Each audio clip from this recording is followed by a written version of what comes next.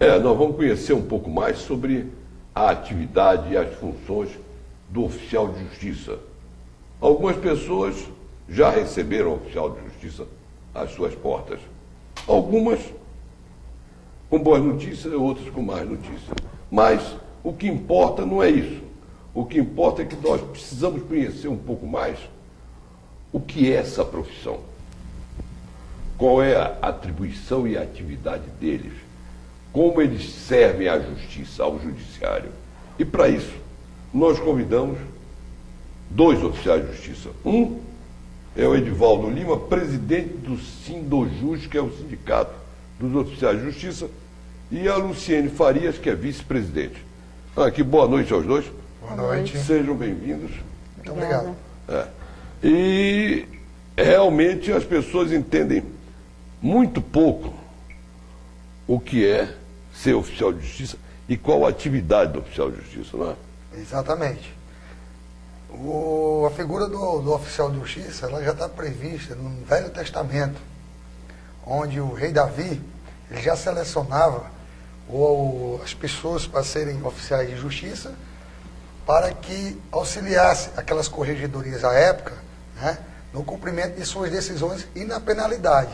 E estamos aí até hoje perpetuando e levando aí tanto notícia boa como notícia ruim para a sociedade.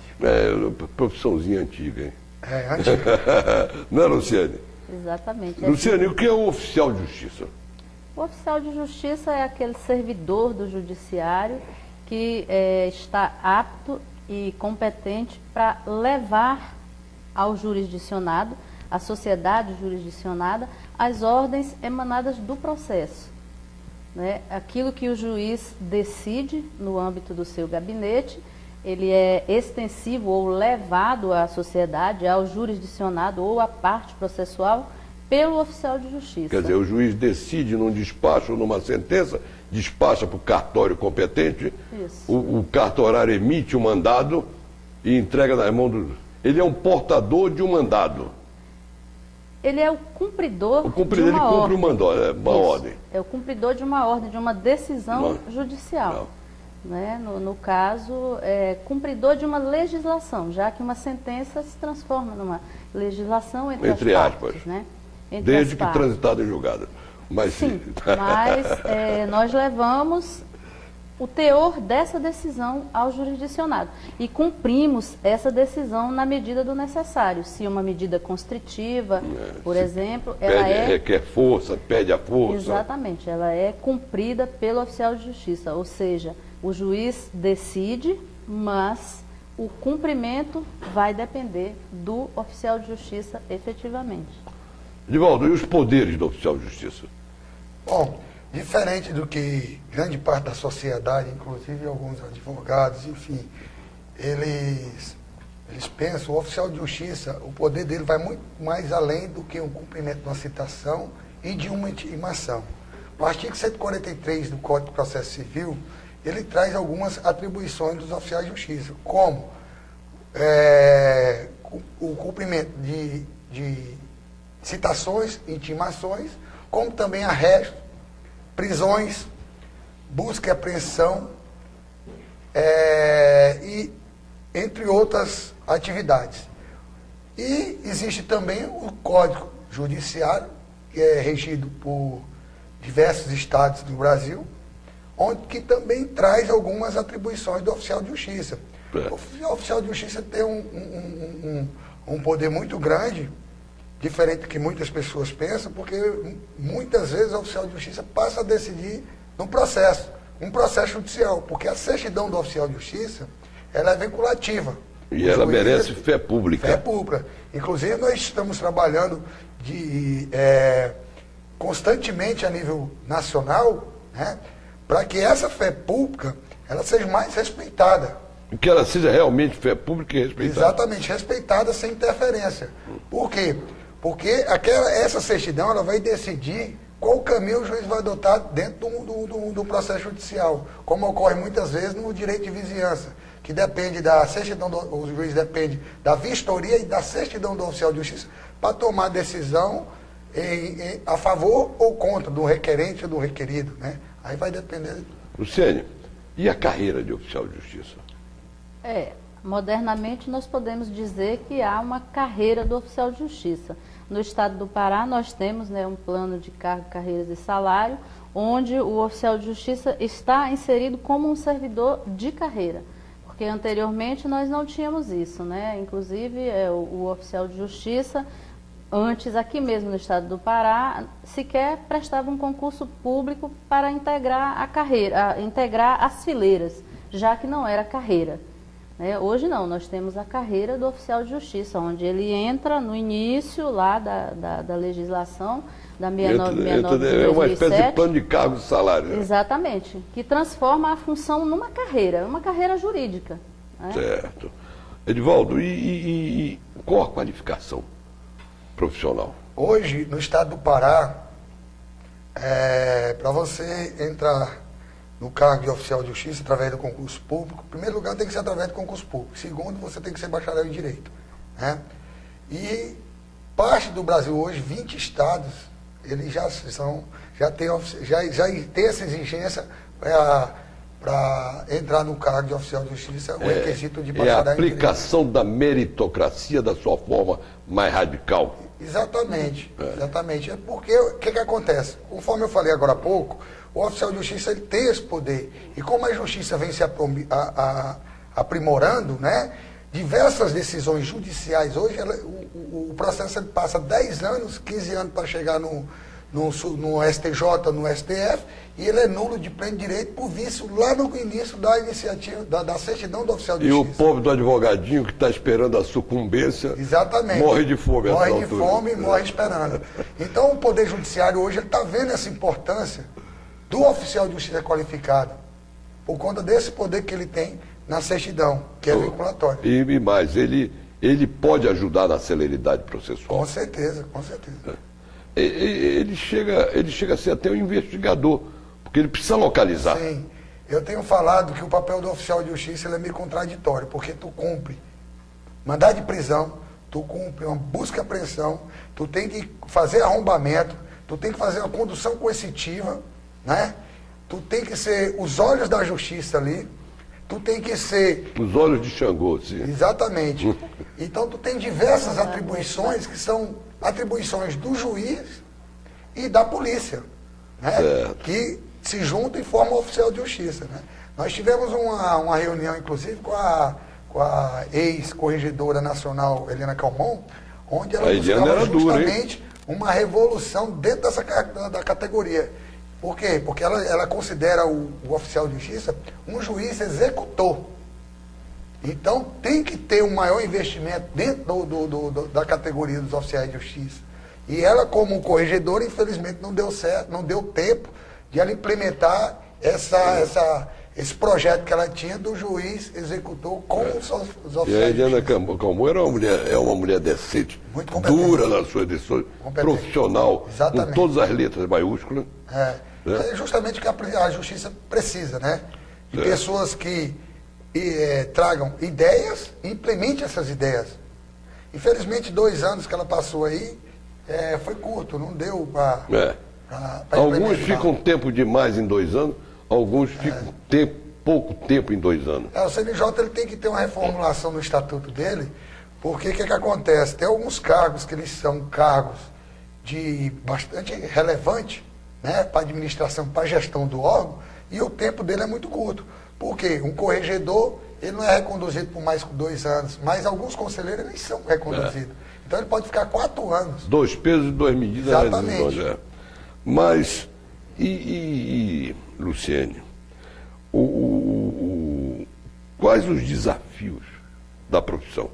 Nossa, aí nós temos muitos desafios. A depender da comarca onde se está exercendo a função, você vai encontrar muitos desafios. Aqui na capital, os desafios são os bairros considerados perigosos, né? Não, eles não são considerados, eles são perigosos. Sim. Vamos corrigir o português.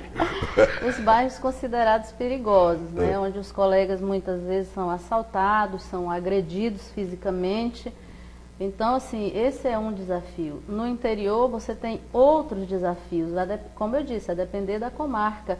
O desafio da distância no interior, principalmente no estado do Pará, onde nós temos comarcas que o oficial ele vai diligenciar a 400 quilômetros da sede da comarca, em estrada de chão, muitas vezes em locais até sem estradas, outras vezes numa canoinha, num barquinho. Então, assim, tudo isso é desafio. Eu mesmo já passei 5 anos trabalhando no sul do Pará, na comarca de Parauapebas, onde eu cheguei a diligenciar em aldeia de índios, né? Cheguei a diligenciar inúmeras vezes em assentamentos de sem terra. Agora não passou pelo que eu passei. Eu já naufraguei num barco, num baterão junto com o oficial de justiça, no Alto Rio Guamá. Nós íamos fazer uma citação. Isso também O aconteceu. colega já passou em Altamira. Eu de paletó e gravata. Naufragou Santarém, o barco virou, foram achar partes a 2 quilômetros de distância de onde o barco naufragou. Sem entrar em intimidade, você é muçulmana. Graças a Deus. Certo. Então, você já está convidada de antemão para vir aqui semana que vem, que eu gostaria de conversar com você os desafios da mulher muçulmana no Pará, o desafio da mulher muçulmana perante a Sharia no mundo e no mundo árabe. Tá certo? Então Deus vamos continuar como estarei oficial de aqui. justiça. Né? Porque, não sei se vai dar tempo, eu queria saber se a mulher oficial de justiça sofre algum preconceito com relação aos réus, aos citados. O citado leva a sério a mulher oficial de justiça? Sim, muitas vezes o citado não leva a sério. Comigo já cheguei ao ponto de uma pessoa que estaria sendo citada dizer para mim que não seria, aquele ato não seria feito por um homem, quanto mais por mim, uma mulher e pequena, como ele disse. Por uma mulher e pequena. Ele está o quê? Na cadeia, cumprindo a prisão, tá certo. Mas, Edivaldo, eu tenho um monte de curiosidade sobre o oficial de justiça, e o meu telespectador também, mas não dá tempo. Certo. O tempo urge, né? Eu teria 2 assuntos para conversar contigo, mas não serão conversados, que são os gastos no cumprimento dos mandados. Sim, vamos falar sobre os gastos no cumprimento do mandado. Quem subsidia os gastos é a própria judiciário, né? Ou não? Em parte, em parte. Hoje nós estamos com um problema muito sério, inclusive pedimos a intervenção do Conselho Nacional de Justiça. Por quê? Porque o valor pago pelo tribunal hoje ele é irrisório. Não cobre as despesas que o oficial de justiça tem para custear as diligências. Né? Você tem uma ideia, nós temos um estudo feito onde o oficial de justiça ele gasta em média R$ 2.200 para custear as despesas mensais. E o tribunal reembolsa apenas R$ 713 desse valor. Quer dizer, então você fica naquela situação de tirar do próprio bolso. Exatamente. Então estamos tirando a verba alimentar nossa para financiar o que o Estado deveria ressarcir. Então isso é uma questão de ajuste orçamentário. Exatamente, exatamente. Certo, tá.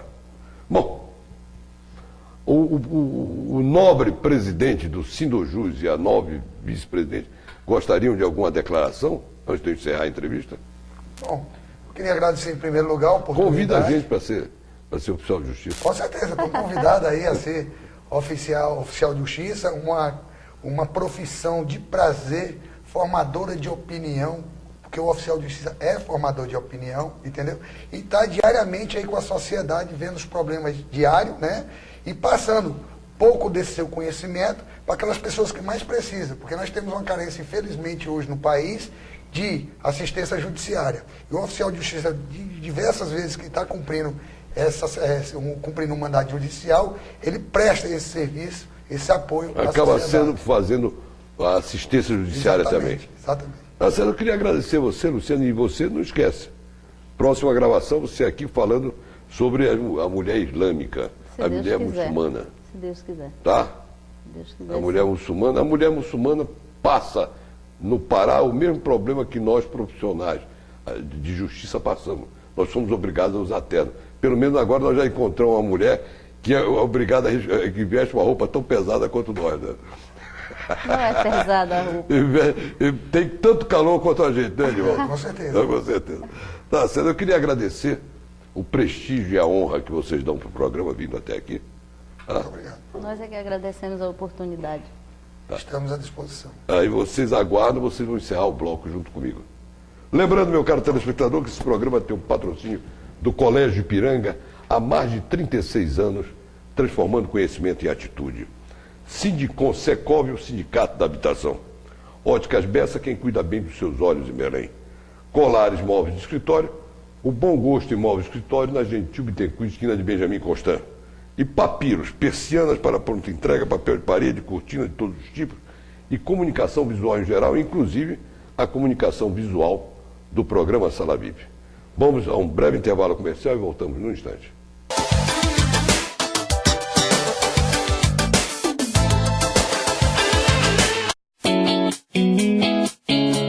Mil quilômetros de asfalto, o Pará no rumo certo. O governo segue com as obras de reconstrução.